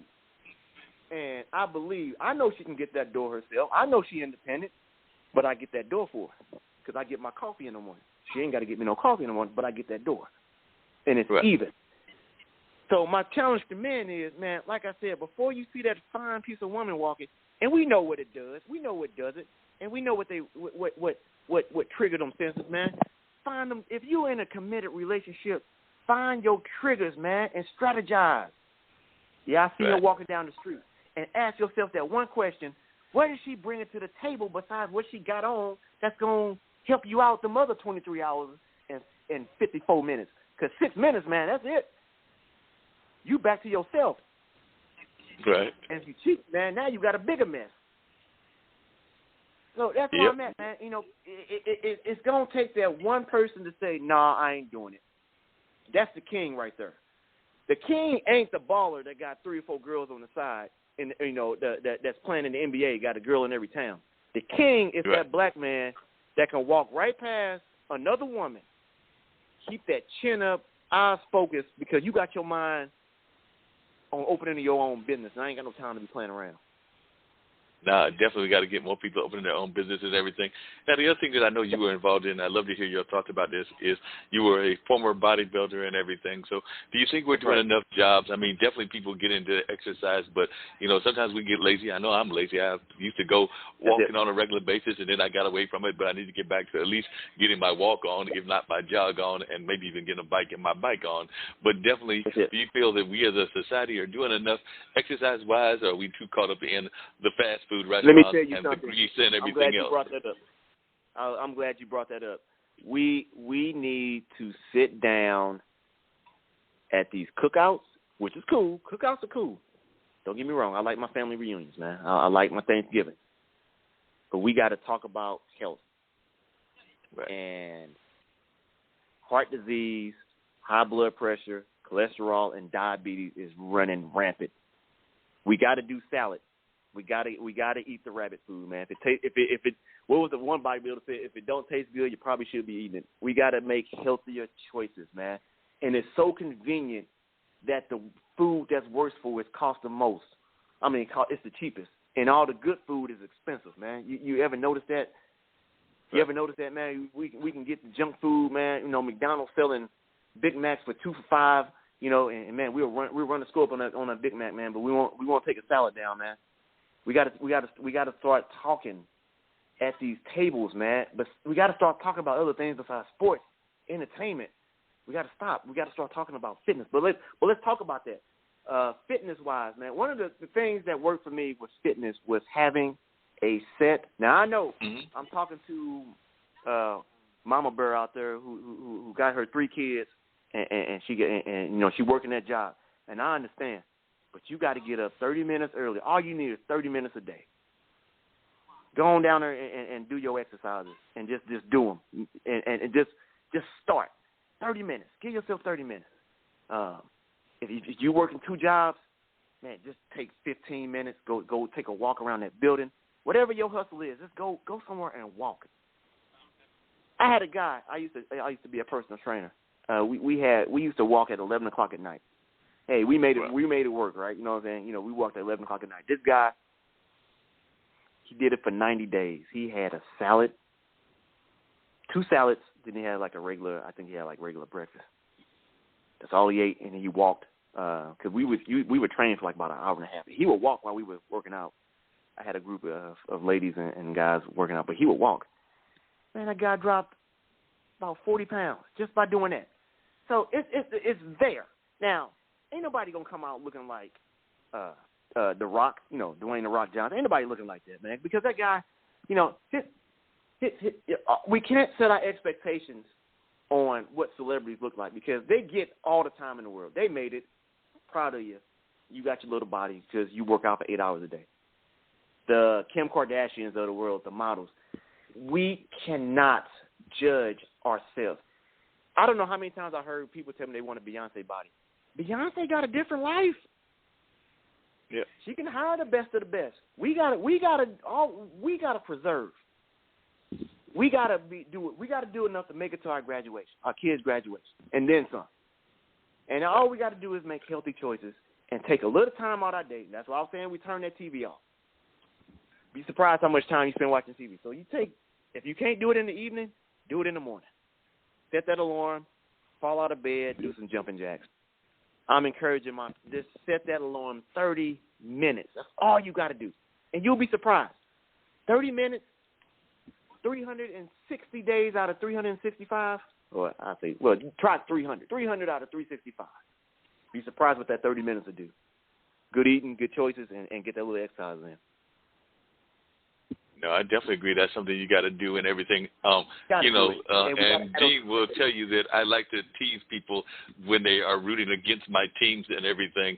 So, I am a 76ers fan because of Doc Rivers and the fact that he went to Marquette where I went to school. But I am also a fan of certain schools in Milwaukee, and I became a baseball fan when I moved to Milwaukee because I really don't think I paid attention to baseball in my high school years and everything. I mean, we had baseball in high school, but I just don't remember paying attention to any particular teams. Maybe I was rooting for the Atlanta Braves or something like that. But I became, in college, a Brewers fan. And, as a St. Louis fan, your St. Louis team has been hurting me every year because every year I think we're going to do something, y'all do damage to me, either when we were in the same conference or when we were in separate conferences in, the playoffs and stuff like that. So I just had to throw that out there that your team is like something, it's like a little burr in my side because y'all have been a burr in my side for years, if not decades. That's a long burden, man, and I'm encouraging you, brother, to let it go because it ain't gonna change. You gotta let that thing go, man. So I just gotta let go of my Brewers because y'all are gonna stay on our game, and you're not gonna let go. You had a chance for Prince Fielder, man, but you got to just let that go, man. We got to move on to something else. maybe soccer, man. Maybe a little indoor Major League Soccer or something. Maybe there, but no, you ain't, man. Yeah, because right now the Bucks are not looking. Right now, well, maybe the Bucks can tie it up on Wednesday and then pull off the come from behind victory, because that would be the first time anything happened in Milwaukee in a long time. But they're down 2-1, so I'm not even, and I wouldn't mind Chris Paul getting a ring since he's been fighting it for a long time. And Jay Crowder did go to Marquette. Even though he was a JUCO player, but he was there for about 2 or 3 years. So, if Phoenix wins, I'm good either way, either Phoenix or the Bucks winning, because they're not even my true team. Like I said, I root for teams based on where Doc's at in terms of NBA and all of that. But definitely. Yeah, you hear that sound? That's the sound I hear when you lose a game. I just heard that Super Mario sound. Yeah, and we do those regularly. I mean, last time I checked, I think we were doing all right. But, we have this horrible habit of starting off well and then somehow sputtering out and choking toward the end and everything. So, like I said, I remember when we were sharing. Man. You got to stay the course. You got to treat that each game like the first game. Y'all start getting happy. You can't get happy, man. We can't get happy over our victories. We got to stay the course, and apparently y'all are good at that, as well as coming back and chasing us down and everything. So, what is your hope for the book and all of that? So, what are you hoping that the direction that the book goes in and things along those lines? Because you definitely have gotten the book out there. And are you hoping to make presentations at the school system? What are you hoping to do with the book and getting it out there? My intention is, I believe in my message. And if I sell 10 copies, of which I've already, sold more than that, 10 people are going to get that message. And that's why I'm trying to tell people, believe in your message more than the outcome. I believe in that message I'm putting out there. I believe somebody's going to read that and say, you know what, man, that guy's on something. He's on something. I believe people are going to go to my webpage, fredcreates.com. They're going to read what I'm trying to say. And I'm going to be that first person to stand in that river and face the other direction and say, no, we ain't got to think like this no more. That's my intentions, man. And that's the audience I want to reach. If you are happy where you are, God bless you. If life has served you well, and you're going to the Olympics because you believe in your dreams and you never quit and you never settle. You ever seen a commercial where they tell you to never quit and never settle? If your path, if your experience has matched your reality and your prayer life and your intentions, I salute you. But my message is for those people who have done their best and they had to let it go. And I'm telling you that there is another life out there. But we got to rearrange some thinking, and we got to reset our brain, and we got to go back out there again and try again. We can't stay in the graveyard of broken dreams no more. Just because you didn't get the girl you wanted, man, there's another girl out there for you that's going to push you. Just because you didn't get that dream job, there's another job out there waiting on you that you can make an impact. Your big break didn't come yet in the rap game, but maybe you could be a mentor to some kids coming up. You can do something, but we all can't get into that house. We got 1 million people trying to get into a house that only got 3 bedrooms, man. And they know that game. They keep it limited like that. But we got to think outside of that box, man. And we got to think about reaching back and pulling humanity forward. So my intentions for this book is for this message. It's called Scramble. Scramble by Fred Williams. You can find it on Amazon. Go to fredcreates.com. First chapter, you can check it out. It's a thriller. It's the perfect recipe for mass murder and revenge. But most of all, there's a message, man, that there is light at the end of that tunnel. And life might not go the way you want it, but you can still find happiness in that life that took you in another direction. I hear you. Do you think that we as a people are doing enough of those kind of books and everything? Because when I think of mystery books and those detective books and murder mysteries, of course there's, like Walter Mosley and a couple of others, but it's been a minute since I've seen a lot of us in that space. So I'd love to know your thoughts as to how we're doing, and even in terms of getting out in that space. Because I'm thinking that you're actually going into a space that we've not been covering that much in terms of our people and those kind of books. Like I said, I can think of Walter Mosley. I might think of a few others, but there are not a lot of people that are doing those kind of murder mysteries that are popular in other societies. And that's my thing. It started with me trying to write a book that I thought everybody wanted to hear. And when that first book didn't do it, I said, I'm writing the book I want to write. I don't even call this a genre. I wrote the story I wanted to write and let it find its own path. You know, I'm clearing my own path. And I have confidence in what I do, but I can't control the outcome. So, yeah, I'm going into a spot where my next book, I haven't heard of a black female serial killer. There might be one out there, but I haven't heard of one. I'm going into one, and I'm asking what would drive a black woman to the point where she's a serial killer. And I'm going in there, and I'm writing the hard stories. I'm not going to write the story that anybody can write. I'm writing the hard stories, and that's why I'm telling them, let's go for the hard stuff. The hard stuff is out there for us. The opportunities, if you can align yourself with something that nobody else can do and do that well, your opportunities are endless. But we got to take that hard road, man. That's what I'm saying. You know, we you know, not everybody can be a LeBron James, but you could be a coach.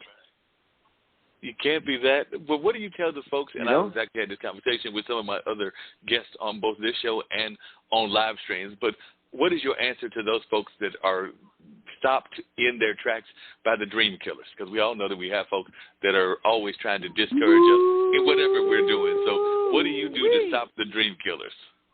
Oh, the solution is simple, but it's hard. You got to distance yourself from your friends. And I'm about to get into, oh, no, he didn't. Well, I love my friend. Man, I've been down with my friend. We need to build masterminds. Mastermind, and this is a book you can read. It's called Think and Grow Rich. Right. Napoleon Hill. Think and Grow Rich. Masterminds. These are people that you tell your dreams to, and they will help you get there. They will hold you accountable to the words you said. They will remind you of why you want to do something. I am a mastermind. And if anybody can take that step and distance yourself from that friend, and you know where that friend has been 10 years ago, and you know where that friend's going in 10 years. Now, I ain't saying stop loving the dude. Love him. But you got to go and meet people that's going to help you get to where you got to go.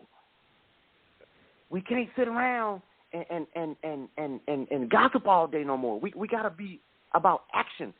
We got to surround ourselves. And there are people out there. You got to find them. You got to open yourself up and tell people what you're doing. You got to tell white people what you're doing. You got to tell black people what you're doing. Tell them what you're doing and listen to the response. If the first thing out somebody's mouth when you tell them what you're trying to do is, man, ain't no way. All right, you're done. I'm done. I'm going to find somebody else. And I don't care. You got to find that person that's going to say, all right, here's the plan. What do you think it is? Oh, I'm in. Let's do it. Or they'll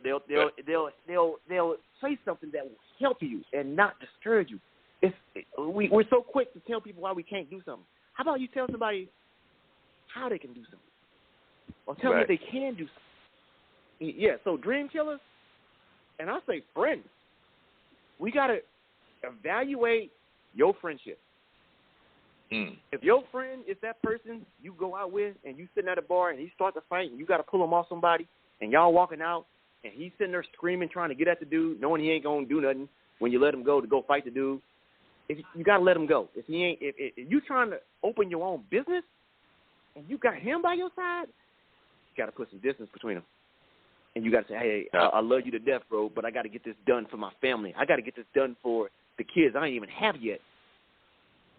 So that's my message to dream killers, man. Don't even don't tell them your dreams. Don't hang out with them. Minimize your contact. Love them. Be there for them. But because here's what happens to those people. They'll be the first person to tell you why you can't do something. Then they'll be the one that'll take that idea that you too scared to do now because they discourage you. They'll take it and run with it. And speaking of folks running with things, my friend Ray talked about another demon in society, for lack of a better term, which is the folks that will drain your brain. So they will actually find the knowledge that you have and the skills that you've got and won't necessarily want to pay you your worth or actually use the knowledge that you've got and take it away from you and definitely use it for their gain. So what is your thoughts about those folks as well, and how do you deal with them? Because definitely there are a lot of brain drain folks. Hey, there is an off button on your cell phone. People forget about that. You can turn that phone off. You can ignore. It's all about who you surround yourself with. And I believe that. Now, they always say, you surround yourself with rich people, you'll be a millionaire. Well, I think that's more mental than anything. You will think like them. You'll be in their presence. You'll be reminded of your goal. Now, if you make that $1 million or not, that's up for the universe to decide. All you do is set yourself up for success. So, but those people that drain you, again, it's a hard, grown-up decision to make. And I know I'm rubbing some people the wrong way because, man, I've been down with my boy for 30 years, man. And nah, man, there can't nothing come between us. I know something that'll come between you. How about that family you trying to have? Right. And you see, he about this over here, and he got shit in his pocket. Pardon my French. He got stuff in his pocket, and y'all driving, and the lights come on, and he got stuff in your pocket, and you trying to do right, and because of his actions, you impacted. So it's a hard. These are the hard things that we need. That's why I say we need to sit still. Yeah, we got to sit still. We got to observe and.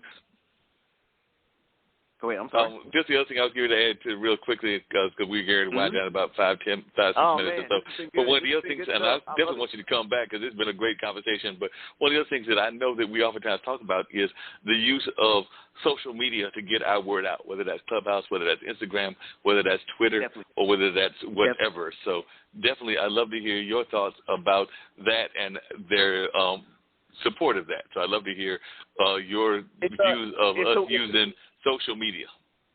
Use it. It's a weapon, but be careful who you're aiming your weapon at, because if you're arguing, and I've seen this happen. You ever seen this conversation, and it always starts with the person saying, "Well, I don't see racism." You ever seen that conversation, and you got about 15 gigabytes of argument sitting there? It's a book. You can literally cut and paste all the arguments into a book. Don't waste your time with foolish arguments. And I know that's in the Bible, but I'm just saying, don't waste your time. It's a tool. Use it. If you got a book out there, if you got a service, let people know you're doing it. Hey, even if it's not good, get the feedback, make it better. Put yourself out there. We can do that now. We don't have to take out an advertisement in a newspaper. We ain't got to save up $100,000 for a commercial. Man, we got a commercial right at our fingertips. So it's a tool, and we have to be strategic with this tool. We can't get into useless argument on Facebook, Twitter. These things have to be. We have to redefine our purpose for using these tools. Am I using this to get on here and show people what I ate yesterday, or am I getting on here to say I got a business, we having a sale, come check my place out? And it ties, right into everything, because this is why I say we need to sit still and listen to yourself and ask yourself these hard questions. Am I using Facebook to my advantage, or am I wasting time? And this is a grown-up question. Or my friends, is my friend going to help me open my business, or is he going to be the reason I go out of business? Well, and that's where we at, man. And that's where somebody has to take that walk into the current of the river that black people and black men are heading, and turn and face the other way and say the buck stops here. We're going to have some hard conversations. No, I love these hard conversations. Definitely hope that you can come back and join us on another Monday and everything, because definitely love your energy, love the facts of the things that you're bringing to our attention. So like I tell a lot of my guests, know that you have a home here in case you ever want to just call in or pop in and have other conversations with us. So you do have a home here as well whenever you want to promote stuff. One of the things I do on just about all of my shows is I ask my guests to give their word of positivity, their word of encouragement, because we do know that society needs that these days and everything. So I'd love to hear your word of positivity, your word of encouragement, and then Dean may come back and give his final thoughts. And I know y'all engaged in conversation as well. And then, of course, I know he'll definitely give the various locations that they can hear the replay as well as some of the other programs that we air on our network and everything. But definitely I'd love to hear your words of positivity and your words of encouragement for our global audience. I got 2 words, but before I get to those 2 words, my website is fredcreates.com, www.fredcreates.com, and I want to encourage anybody that's on this podcast that's listening. You can do it. Be open. My 2 words are be open. Challenge your belief. Be open. Yep.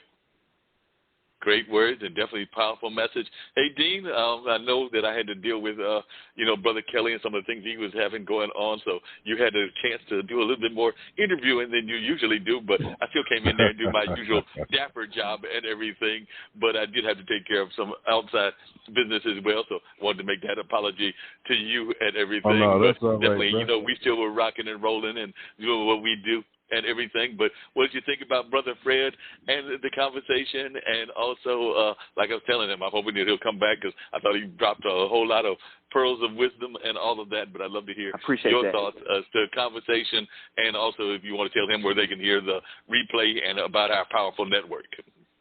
Oh, yeah. Awesome conversation, brother. We appreciate you, man. Keep pushing. All right. As that one poem says, when things go wrong, as they sometimes will, when the road you're trudging seems all uphill, when the funds are low and the debts are high, and you want to smile but have to sigh, when care's pressing you down a bit, rest if you must, but don't you quit. All right, bro? Woo-wee. I love it, man. I love that.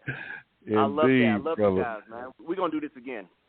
Oh, yeah, we'll do it again, and we appreciate you, man. It's Straight Talk with Dean and Marc, y'all, Monday nights at 7 p.m. Eastern Standard Time. Don't forget to catch the replays tomorrow afternoon and Wednesday afternoon on the Skyhawk Radio Network at 2 p.m. Eastern Standard Time. And if you miss those, we do have replays on Radio Public, iHeartRadio, Google Podcasts, Spotify, Spreaker, TuneIn, Stitcher, Podbean, Apple Podcasts, Podchaser, Podcast Addict, Castbox, Podfollow, Deezer, GeoSavin, and right here on Blog Talk Radio, where we are also a part of the Level Podcast Network.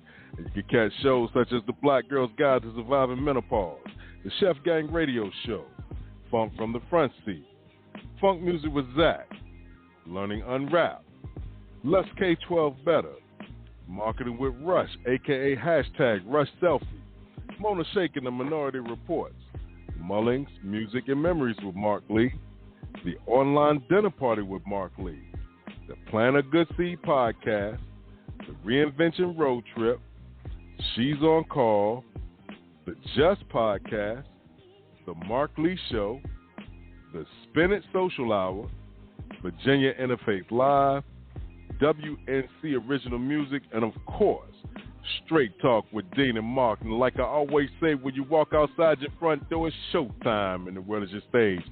Just make sure that people are not watching the rehearsal. With that being said, as a six-man Dean Geronimo, have an outstanding week, and we see y'all in 7 days.